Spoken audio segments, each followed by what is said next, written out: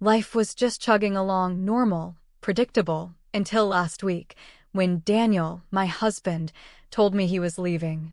He actually filed for divorce and, get this, smirked right at me, thinking he'd win everything, then literally laughed in my face when I showed surprise. But he froze when I casually mentioned the hidden trust, like a deer in headlights. It was honestly the wildest thing to see. Before we continue, tell me in the comments, where are you watching from? I'd love to know. My name is Alara. I'm a pretty ordinary person, I guess, or at least I always thought I was. My days used to start with the smell of coffee and the quiet hum of our house. Daniel, my husband of 7 years, usually spent his mornings on his phone, checking stocks or talking loudly about some big deal. We lived in a nice house, not huge, but comfortable, with a yard I loved to tend. Daniel was charming, people always said that, and I guess that's what drew me in. He had this way of making you feel like you were part of something important, even if that something was just his next big idea. For a long time, I believed it. I really did. My life before Daniel, well, it was simpler. I grew up mostly with my grandma Evelyn. She was a quiet woman, not one for big speeches or grand gestures, but her love was like a deep, steady river. Grandma Evelyn taught me to be self-reliant, to observe, and to keep some things close to my chest. Not everything needs to be shouted from the rooftops, Alara, she'd say, her eyes twinkling as she knitted. She taught me to garden, to bake, and to manage money, even if it was just her small pension. She always had a knack for making a little go a long way, and she instilled in me a deep respect for security, for having a safety net. She passed away a few years before I met Daniel, leaving me with a small house and her wisdom. That house, I rented it out, figuring it was a good way to honor her memory, keeping it in the family, even if I wasn't living in it. Daniel, on the other hand, was all about flash and presentation. He worked in sales, always talking about his commissions and bonuses, but the actual money in our joint account never seemed to match his boasts. I handled most of the household finances, paying the bills, making sure we didn't overspend. He'd often say, Alara, you worry too much. Money is meant to be enjoyed, not hoarded. He saw my carefulness as a flaw, a lack of faith in his ability to provide. He'd joke, you'd save lint if you could, wouldn't you, love? He always said it with a laugh, but the underlying jab wasn't lost on me. It started small, these little comments, but over time, they built up, making me feel like my practical nature was something to be ashamed of. One Tuesday morning, I was watering my petunias on the porch, feeling the warm sun on my face. Daniel walked out, dressed in his crisp suit, looking important. He cleared his throat. Alara, we need to talk. His tone was flat, not the usual playful teasing. My stomach dropped a little. I just stood there, holding my watering can. Oh, I asked, trying to keep my voice even. He didn't even look at me. He looked at his watch. I've filed the papers. I want a divorce. It felt like someone had just dumped a bucket of ice water over my head. My hand slipped, and the watering can clattered to the ground, splashing water on my shoes. What are you talking about, Daniel? He finally turned, a smirk playing on his lips. It's simple, Alara. I'm moving on. You're not ambitious enough for me. You're content with this small life. I need more. He gestured vaguely at our perfectly nice, comfortable home. I need a partner who can keep up, who understands the big leagues. My mind felt fuzzy. But we're married. We built a life here. He scoffed, a short, sharp sound. You built nothing, Alara. I pay for everything. You just manage the grocery budget and prune your little flowers. He actually laughed, a deep, mocking sound that echoed in the quiet morning. Honestly, what do you even expect to get from this? You bring nothing to the table. This divorce will be quick, simple. You'll get, a small settlement? Enough to get by, I guess. Don't worry, I'm not a monster. He patted my shoulder, a condescending gesture, and then walked to his car, leaving me standing there, soaking wet, listening to the crunch of his tires as he drove away. The sun still shone, the birds still chirped, but my world felt utterly, completely broken. Humiliated. That's the word. Utterly humiliated. I spent the next few days in a daze, going through the motions. I couldn't believe it. The shock, the betrayal, and that laugh, that horrible laugh.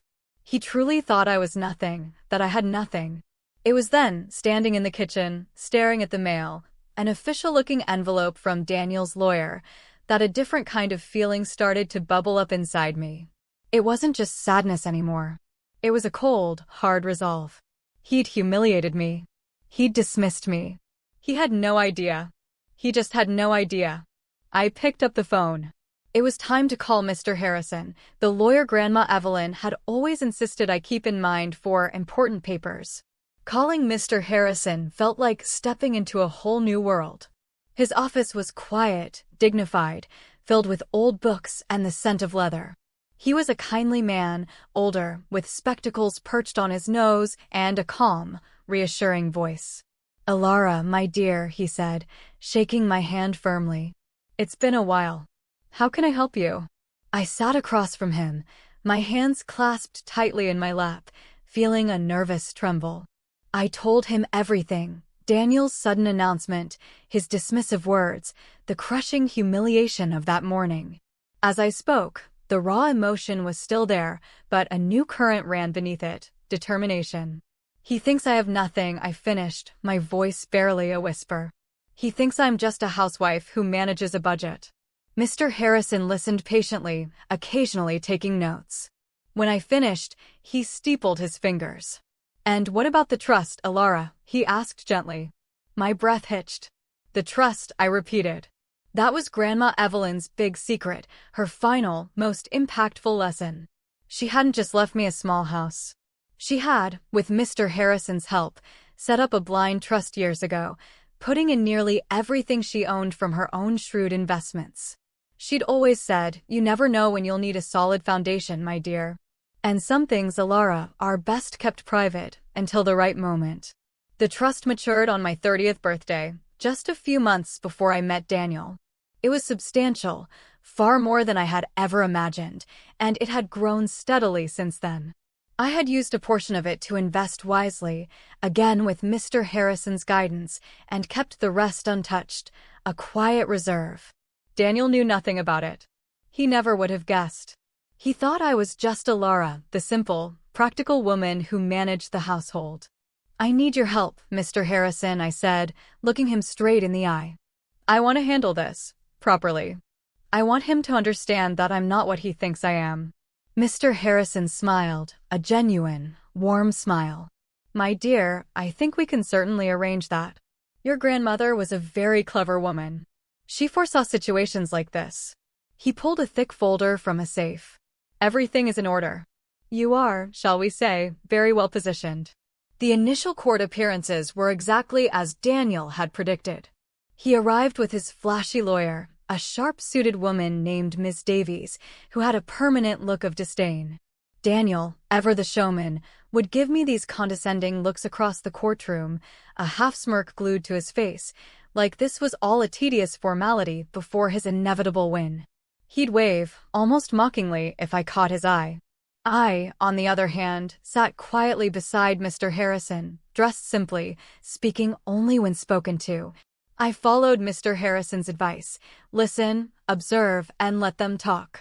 "Your client has no significant assets of her own, Your Honor," Ms. Davies declared during one session, her voice dripping with confidence. "She has no substantial income, no investments to speak of. Our proposal is a modest lump sum, a severance, if you will, to allow her to transition." Daniel actually chuckled softly from beside her, as if agreeing with a brilliant assessment. I felt a hot flush creep up my neck, but I kept my gaze steady, focused on the judge. Mr. Harrison, calm as ever, simply responded, "Your Honor, we believe a more thorough examination of all marital assets, both known and undisclosed, will present a more accurate picture." Miss Davies scoffed. "Undisclosed? What exactly are we talking about here, Mr. Harrison? Fantasy assets?"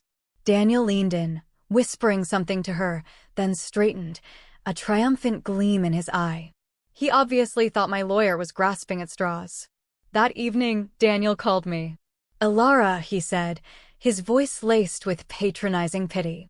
"Seriously, your lawyer is making a fool of you. Just take the offer. It's generous. You won't get better. Is that so, Daniel? I asked, my voice calm, almost bored. Yes, it is so, he snapped, clearly annoyed by my lack of panic. I'm doing you a favor, Alara. You think you have some secret stash? Please. I know everything about you. He laughed again. That laugh. I know you. You're simple. You never had anything. I paused, letting the silence hang heavy. Then I said, very quietly, do you, Daniel? Do you really know everything?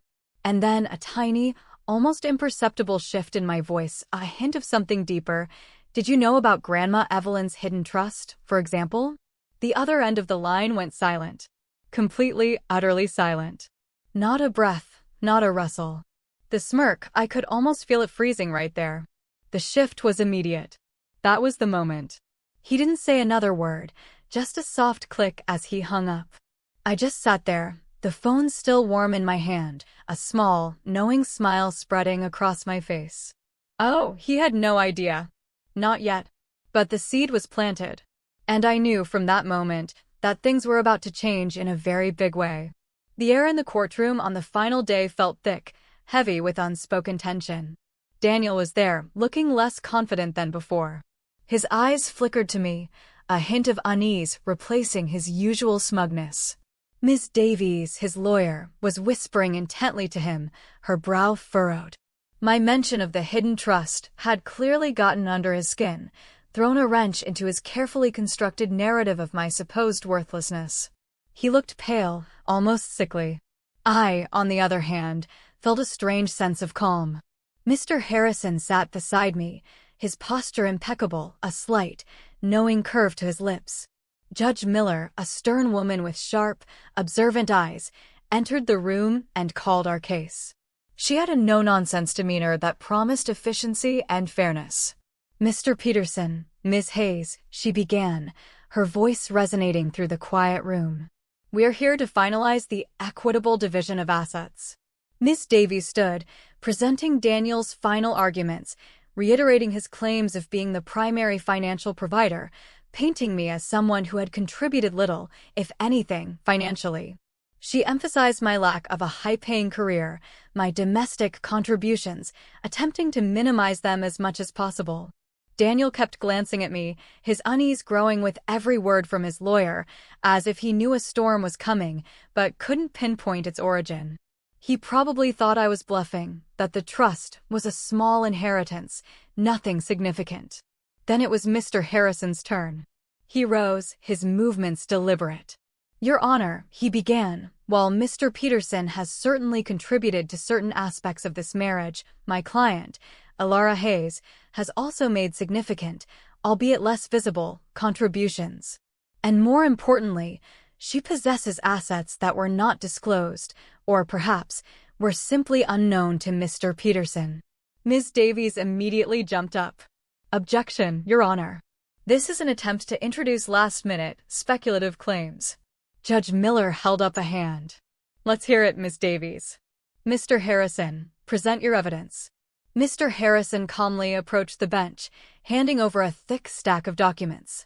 He explained, in a clear, measured voice, the details of Grandma Evelyn's blind trust, established years ago, matured upon my 30th birthday, and subsequently managed with professional discretion. He detailed my own smart investments made over the years, carefully, quietly, growing that initial foundation.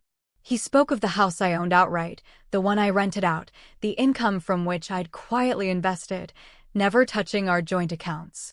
As Mr. Harrison spoke, I watched Daniel. His face, which had been pale, now flushed a deep, angry red, then drained of all color. His jaw went slack. His eyes, fixed on the documents Judge Miller was now poring over, were wide with a mixture of shock and utter disbelief. He kept opening and closing his mouth, but no sound came out. That smirk, the one he wore so often, was completely gone, replaced by a look of dawning horror. Judge Miller cleared her throat, adjusting her glasses. She looked up, first at Mr. Harrison, then at Miss Davies, and finally, her gaze settled firmly on Daniel. Mr. Peterson, she said, her voice firm, It appears your understanding of your wife's financial standing was severely misinformed. She paused, letting the words sink in. Based on the evidence presented here, Ms. Hayes's net worth, derived from independently acquired and managed assets, including the Evelyn Hayes Trust and subsequent investments, is, by our calculations, in excess of $4 million. The words hung in the air like an electric shock. $4 million, Judge Miller repeated, enunciating each word clearly. Daniel made a strangled sound, a mix between a gasp and a choked cough. He actually swayed in his seat, his hand clutching the edge of the table. Miss Davies looked absolutely flustered, her confident demeanor utterly shattered. She shot a furious look at Daniel, as if asking, "Why didn't you tell me any of this?" Furthermore, Judge Miller continued, due to the nature of these assets and their establishment prior to or independently of the marital estate, the primary portion of Ms. Hayes's wealth is considered separate property. The marital assets, while significant, pale in comparison. She outlined the division of their joint assets, which, compared to my secret fortune, was relatively minor. Daniel was left with his car, some joint savings, and a portion of the equity in our marital home, far less than he had envisioned taking from me. The judgment was fair, but it was also a stark, undeniable reality check for Daniel. He had laughed in my face, thinking he'd strip me bare, and instead, he was the one left with a much smaller piece of the pie.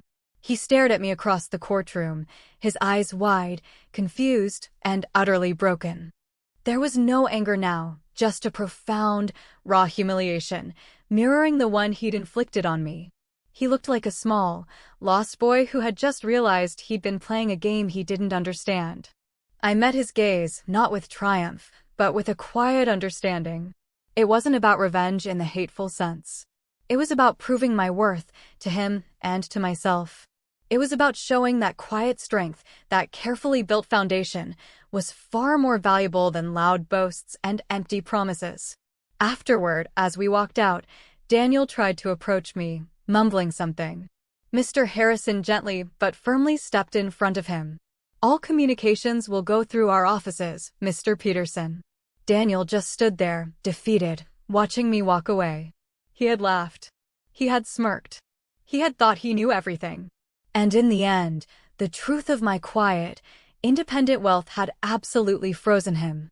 He never saw it coming, and I finally felt like I could breathe, truly breathe, for the first time in years.